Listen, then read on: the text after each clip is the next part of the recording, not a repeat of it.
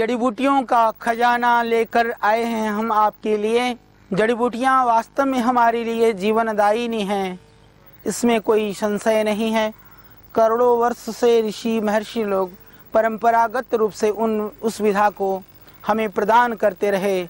आज भी उन जड़ी बूटियों की गुणवत्ता, रोग निवारक क्षमता ज्यों की त्यों है, बदली है सिर्फ हमारी मनोधारणा, हमारी अवधारणाएं और रोग के संदर्भ में जो एक भयावहता है। आज हर एक आदमी रोग से भयभीत है, पर उसके समाधान के विषय में कहीं कोई गंभीर इस रूप में नहीं है कि ये सामान्य समझी जाने वाली औषधियाँ भी हमें उन असाध्य और दुसाध्य रोगों से मुक्त कर सकती हैं।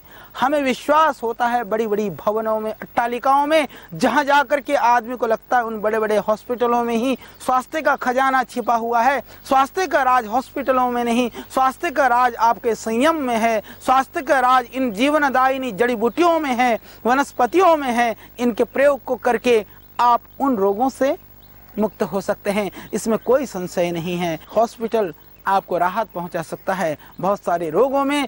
आप इन जड़ी बूटियों के प्रयोग के द्वारा आप रोग मुक्त हो सकते हैं, इसमें कोई संशय नहीं है। आज मैं हूं इस विशाल झाड़ी के बीच में, जिसको हम बोलते हैं रत्ती, गुंजा। गुंजा का यह लता है, गुंजा की लता के बीच में है। हम इसका बॉटनिकल नाम है एब्रस प्रिकाटोरियस। एब्रस प्रिकाटोरियस के बीच में मैं बैठा हूं। इसका जो लाभ है वह मैं आपको बताने का भरसक प्रयत्न करूंगा।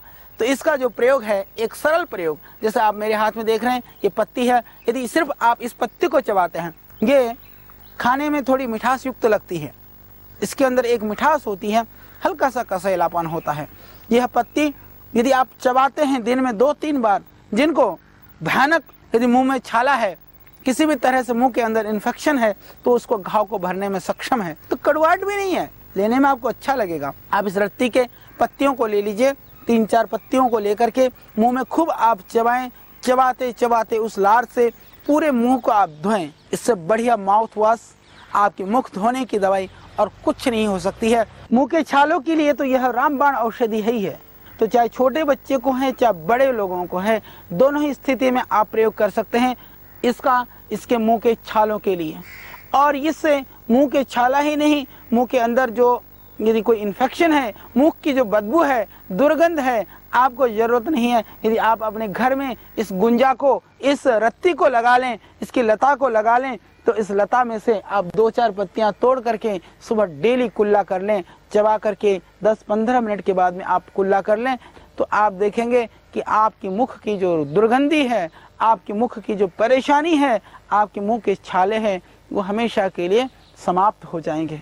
और यह गुंजा, इसके अंदर जो एक और क्षमता है, वह है रक्त को रोकने की क्षमता, रक्तस्राव को रोकने की क्षमता। बहुत ही गुणकारी है यह। लगभग आप 5 ग्राम पत्तियां ले लें और उन पत्तियों को आप पीस लें। पीस करके आप उसमें लगभग 1 कप पानी डाल दें और छान करके यदि प्रातः खाली पेट नियमित रूप से पीते हैं, तो आपको होगी, आपकी किसी भी तरह की भयानक पाइल्स में ब्लीडिंग है, या आपको माताओं बहनों को पीरियड के टाइम पर जो ओवर ब्लीडिंग होती है, या जो बहुत ज़्यादा उनको लिकोरिया की शिकायत है, चाहे वो रक्त प्रदर, चाहे वो श्वेत प्रदर, दोनों ही प्रदर रोगों में कितनी भी भयानक बीमारी हो, इस तरह से ब्लीडिंग हो रही हो, रक्त के फवारे भी छूटते हों, तो ये इसके रत्ती के पत्तियों से वह उसके काढ़े को पीने से हमेशा के लिए खत्म हो जाता है।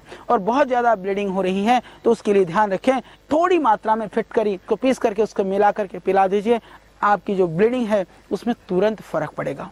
ये बहुत ही गुणकारी, निरापद और चमत्कारिक प्रयोग है। बहुत ज़्यादा मात्रा में लेने से हल्की थोड़ी सी उल्टी जैसी संभावना हो सकती है, पर बाकी कोई नुकसान इसमें नहीं है। इसके अतिरिक्त इसकी जो जड़ है, इसकी जड़ बहुत ही गुणकारी है आपके कफ रोगों के लिए भी। आप करीबन 3-4 ग्राम आप जड़ को ले लीजिए, उसको उबाल करके काढ़ा बना करके आप पीते हैं, तो वो आपके लिए लाभकारी है आपके कफ रोगों के लिए।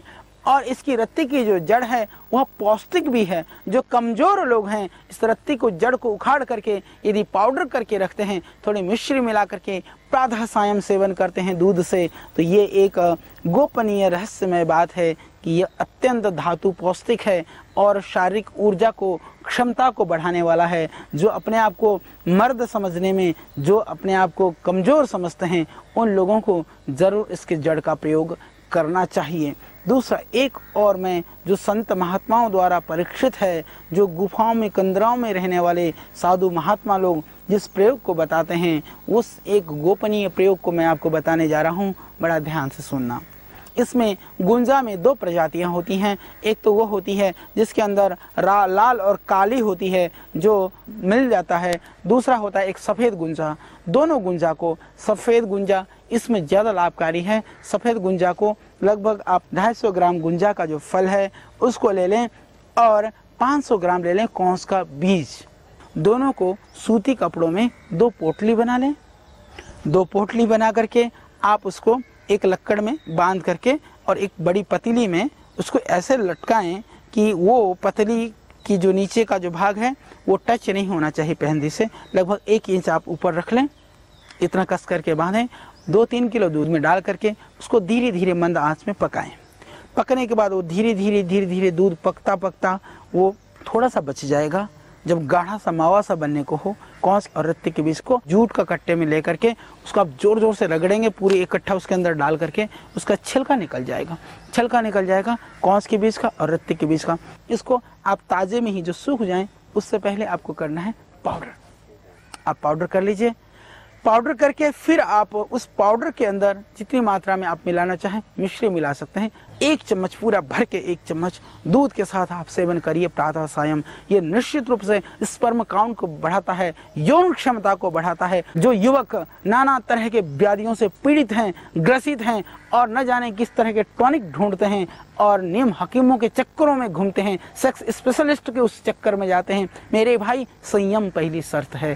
पहला शर्त हमारा संयम है। पहली आपके लिए प्रेरणा हमारा संयम है। उसके बाद में आप सदाचार पूर्वक जीते हुए यदि गृहस्थ आश्रम में कोई परेशानी खड़ी है तो उसके लिए यह औषधियाँ हैं। तो जो लोग हैं इस तरह से जो प्रमेह के शिकार हैं, जो यौन रोगों से पीड़ित हैं, जिनको शीघ्र पतन या इस तरह की जो परेशानियां हैं, जिनके शरीर बहुत कमज़ोर हो गए हैं, क्षीण हो गए हैं, जिनके शुक्राणु अल्प हैं, उनके लिए यह एक बहुत ही चमत्कारी प्रयोग मैंने आपको बता दिया है।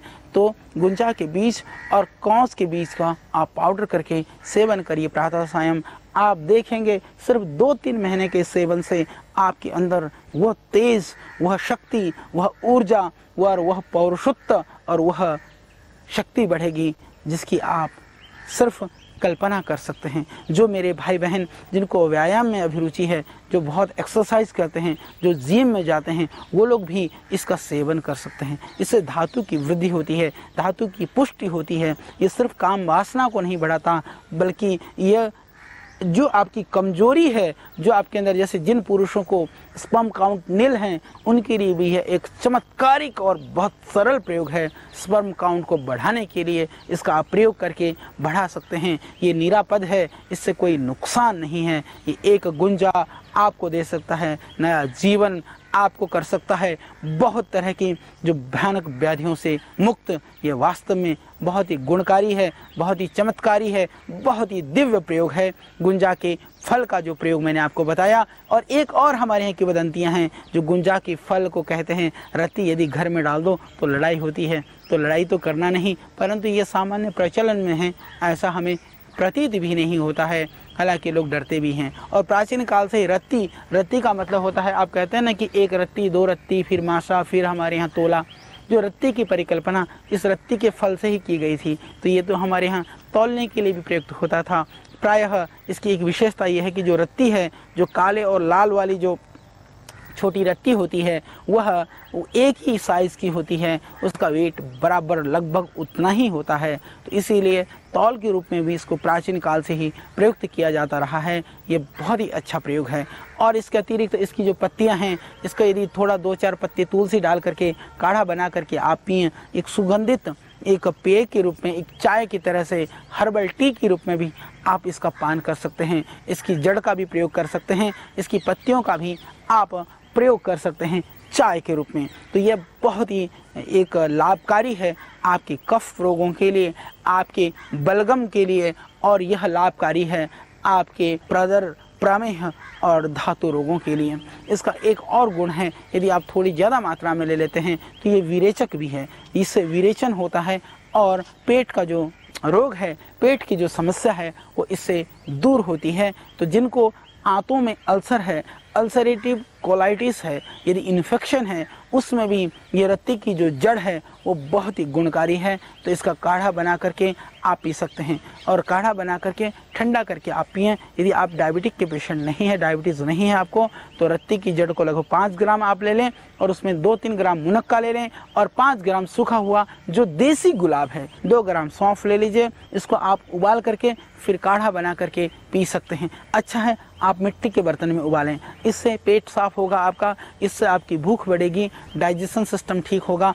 और मुख की ताजगी के लिए, आज ताजगी के लिए न जाने क्या का एडवर्टाइजमेंट और क्या का एड टेलीविजन और दूसरे साधनों से आपको सुनने को मिलता है।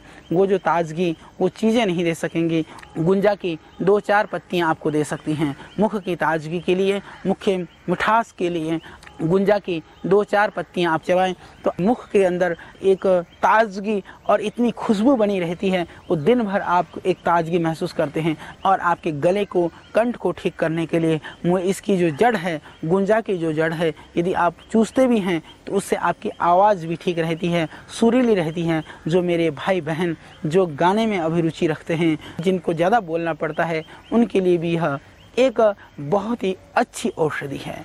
तो ये गले के लिए, ये आपके कफ के लिए, आपके मुख के रोगों के लिए, आपके लीवर के लिए, आपके अल्सर के लिए, और यह स्त्री और पुरुष के रोगों के लिए सबसे बढ़ करके पौरुषत्व की जिनको कमी है उसको दूर करने के लिए यह एक बहुत ही दिव्य, गुणकारी, लाभकारी औषध है। आइए इस गुंजा को अपने घर में लगाइए।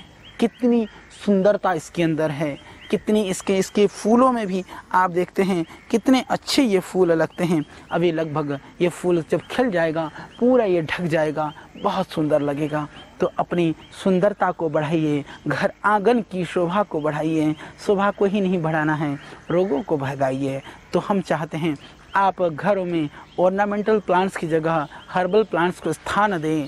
विविध तरह के जटिल एलोपैथिक और केमिकल्स वाली औषधियों की जगह यथासंभव जब इमरजेंसी की बात हो, जब कोई उपाय ना हो, या तुरंत जब प्राण रक्षा की बात हो, ज़रूर हमें सभी पैथियों को अपनाना चाहिए। परंतु सामान्य रोगों में जहाँ तक हो सके हमें अपने ही विधाओं को प्रश्रय देना चाहिए, आश्रय देना चाहिए। ये निरापद हैं, ये निर्मल हैं, ये जीवनदायी हैं। सबसे बढ़कर ये हमारे देश की आबो हवा की प्रकृति प्रदत्त यह देन है, और ये हमारी ऋषियों की परंपरा की चीज़ है।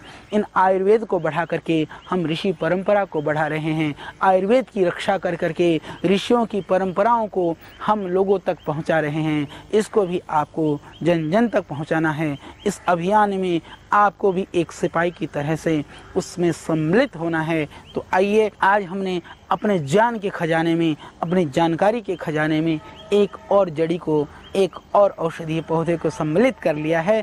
तो उसको आप भूलना नहीं, आपको याद रखना है। फिर और जानकारी संग्रहित करके, बहुत ढूंढ करके, बहुत कष्ट और प्रयत्न से हम आपके बीच में फिर लेकर के फिर उपस्थित होंगे। तब तक के लिए विदा। फिर कल हम इसी समय आपके साथ होंगे एक और दिव्य औषधि के साथ।